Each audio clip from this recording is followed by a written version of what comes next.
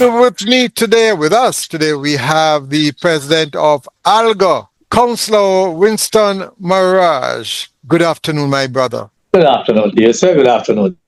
At least I'm seeing you. I'm hearing you. You're not a dopey, so I can say that you have survived Melissa. Give me a little background as to what things are like in your area. Yes, definitely. So tell me a bit about what things are like in that. Okay, because now on the south, which that's where Melissa was slated to land originally. Right. We didn't get the extent of damage like the northern section of the parish. Mm-hmm. So on the south, we got a little storm surge around the coastline, like Rocky Point, Portland Cottage, those communities, slightly into Mitchelltown and going down to Milk River and those areas. We did get some storm surge, but not bad like in previous times. So we had like a few houses losing their roofs, and some got damaged. However, the assessors are out there from the Ministry of Labour, Social Security, and other agencies. Yes. And they have been out there since yesterday, and they're trying to see how they can identify all of these people to see how best they can assist them. But in the northern section of Clarendon now, that's where we got more damage to roofs. We got more damages to roofs. We had land slippages and that sort of thing, or road blocks and all of that. So the NWA people have been up there and they have been trying to get the roads cleared and remove the trees that fell down. And the electricity is going to take them a little while to get back. Whereas on the south, we are getting back our electricity day by day. We have another 2 communities getting back their electricity and so on. 2 are coming back on stream as well, because the first priority of the JPS people is to head for the hospitals and the water pumps. Right. So that they fix the lines going to these areas first. Right, so. But there's a strange. That back little by little. I would say, yeah.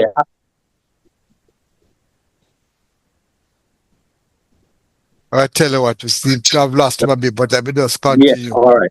Yeah. If you can hear me, then you can respond. Yes, I'm hearing you, yes. Yes. I noticed that Manchester has a challenge, which is not new, and I'm mentioning it because people see these things as a strange phenomenon. I'm talking specifically of the rising waters. And if you have had a problem in Clarendon, they have no rain, yet you see water rising. No, we don't have. Right.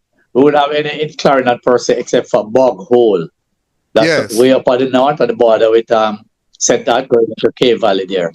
So we do have water still in that community. But in that community is in a valley. And it has always been like that. Yes, the hills around it. Yes. And it's a valley, like a farming community. But I know what is happening in Manchester. It happened some previous years with Porous. Porous, I remember. All right, coming into. So it's nothing strange at all, It's just that there's water underground. The water. Right, and the water that percolated down in the mountains in the higher parts are now coming up at that low point. So that is what is happening.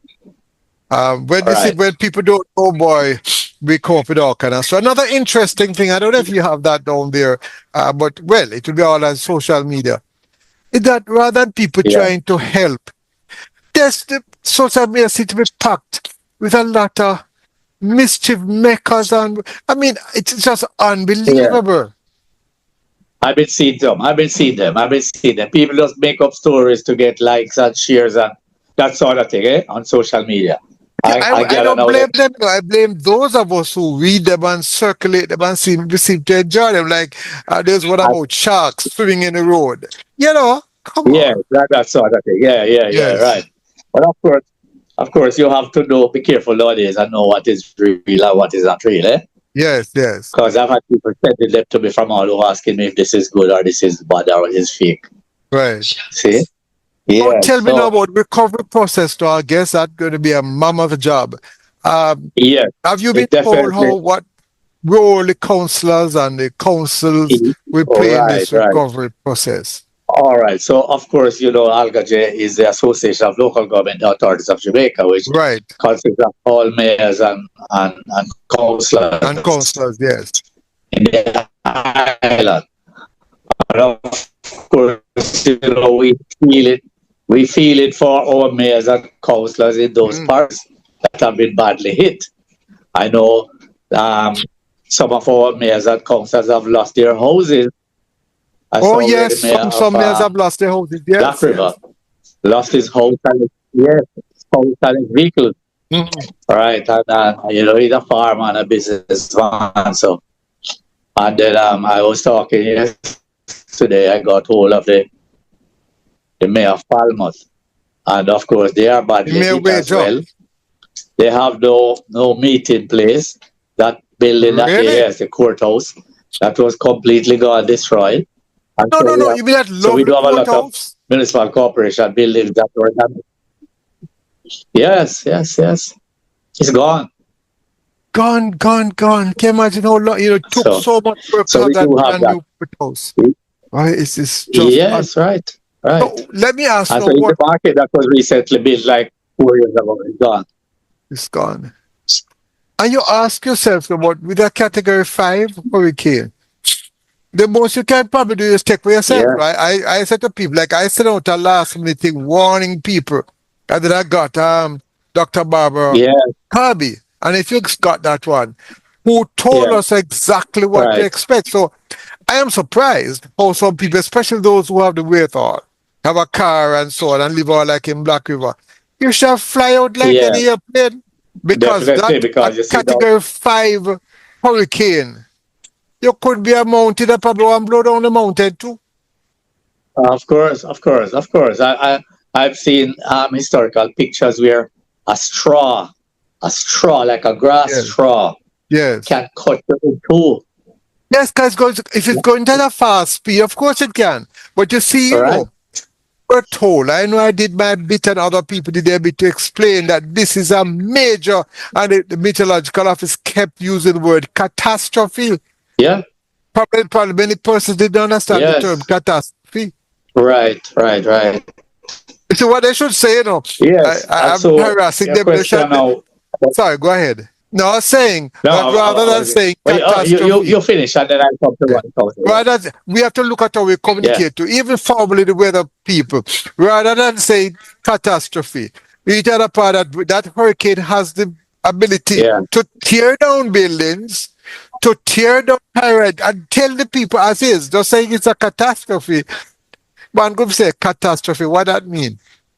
So I think our communicators will have to learn to be more don't. When them talk, I always think of Radcliffe Lewis. I can't forget, when there was some like a flooding in Kingston. And he just came, and it was on TV actually. He said, hey, for down there, so, come back till the morning. And the whole nation heard it. Right. So sometimes make things a little bit too complex. Of course. I tell you, I say it on here now because of during that time I communicate with everybody, ADPEM, everybody, meteorological office, everybody. That we somehow or somebody has to communicate in a way. Even the deaf ears one day, but the tough ears one day. We'll hear. Right. Yes. Back to the councils though. Definitely. Because some people don't understand. Yes. How do you see the councils play their part? So all right. So what happens is that during these times, the emphasis is normally on the members of parliament.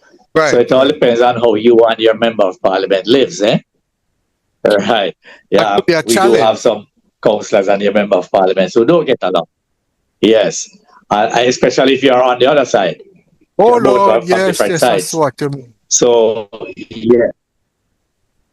Right. So you would be able to assist very little. What happens is that the Ministry of Local Government send a little funding for councillors, and this is to do some care packages or whatever else you see that you can use to assist your people in the various divisions. All right, so it's not much money. It's $250,000 each for each councillor, And so that is being processed now. So we're 200 and how much you got? $250,000. You can go to a hotel and have a lunch. right. So that's a drop in the bucket. Yes, but of course, so that's why back down to how you and your members of parliament live. So they can assist the members of parliament. What I would suggest to members of parliament, and down in those parishes that. What I would suggest to members of parliament, that your councillors are on the ground in the various divisions. Therefore, they'll be more familiar, especially in the very remote areas, so they should rely on you. So whether you have PNP, JLP, or any P whatsoever, you get it, use them to get information from them. You can help. Of course. And you see, the MPs alone cannot do it. They can't manage a wide geographical area like that. So you have to depend on your councillor. Let me tell you something. There are some people will tell you. Some people will tell you to take it out of the hands of politicians. I say to them, what do you think you elect politicians for? To lead. And guess what? People look up to them. Of course. You give me my responsibility to go to organize them. Then we look and say, Ima who? You understand? Yeah, right. Yes. And people are aware now about new faces coming into their communities. Exactly. So exactly. All right. So the elected representatives are well known. So on. So yes. So we do have cleaning up efforts, of course, that has to go on now, and as well as the distribution of scarce benefits like food stuff, tarpaulins, whatever you get out there to give these people. We have been working and trying to see how best we can assist our members of parliament on the ground. Time is slipping by, but you don't have to drop in this question. The last ALGAH meeting you tried to have, it was aborted. What is going to happen next? Yeah. Oh, okay. I forget. Yeah. You need a you look here because you had to go to the hospital after that. Been held up. Yes, Mr. Maragh, I'm saying you're lucky you didn't get worse damage because you were injured. So that was the last day of January. Yes. Earlier this, so I had to end up at the hospital because chaos reigned in, and some people thought that they would have lost the vote, so they started a commotion, and and like that. But anyway, we were planning one. We were planning one for late November, early December. However, but Melissa, but you never consult Melissa first. Coming in the midst, we will have to postpone. No, you see, that's what we didn't do, and so we will now have to look at sometime next year. So we have to watch and see how the how the other parishes down there are getting on the west are getting on in recovering and so on, so that our members can feel at ease. Right now, we cannot call our members to a meeting unless their minds are at ease and comfortable. And can you imagine now, you have communities are back up and running. Looking at things at a local level, could meet and discuss and make recommendations to central government. Now you have your meeting and it was aborted. It's really a pity. Yes. Right. Right. So we will play it by ear. We will watch and see. I will be in touch with our people. I can be trying to get some of the mayors on the phone down that side, on the western side. On the phone? Them.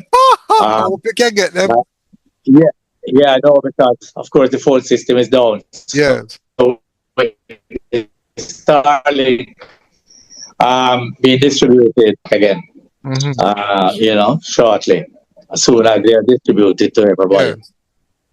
All right. Any final point or suggestion? Anything you want to say to the people of Jamaica, your division, your parish, before you leave us? We're talking with the councillor Winston Maragh. Just to say to the people. Yes. So we will have to now be more aware and prepare ourselves, because Jamaica is still situated within the hurricane belt, An earthquake even too? just as much as we are situated in the earthquake. Yes, Yes. in the earthquake belt as well. So we Yes. can never be over prepared. We just have to keep preparing for any eventuality that might arise again. And just like to say to everybody, just stay as safe as you can. Mm-hmm. My brother, we have to give thanks, but let me tell you something. Category, I must tell you, because I probably am crazy. I've been watching this thing from it was Invest 98L. I saw trouble, and I let it be known publicly that I saw trouble ahead. But that is why those of us who are in broadcasting, we have to think and look ahead Right. so we can alert people. We can't only depend on the meteorological officer. No, because some of us have great influences over the people, so Right. I did my bit, as you probably are aware, for the whole time I kept on sending out messages and bulletins, and I don't think I was able to reach some people in certain areas real pretty. Councillor Right. Winston Maragh, I want to thank you very much, and we'll be calling you again to update us, to tell us what's going on. And I do hope that if they abort the meeting again, that is that put off until next year, probably July or August, and then Melissa Cousin will come and say, listen, we're not going to have the meeting. And by the way, let me say it now, the way the scientists have told us about what is happening to the earth and climate change, don't be surprised if another category 4 or 5 hurricane will visit the Caribbean next year again. Right. So we just have to be on the alert. Have to be on the alert. My brother, thank you very much. Have a wonderful day. Thank you very much for having me, sir. Yes, all the best. Councillor Winston Maragh, and he's the president of ALGAH.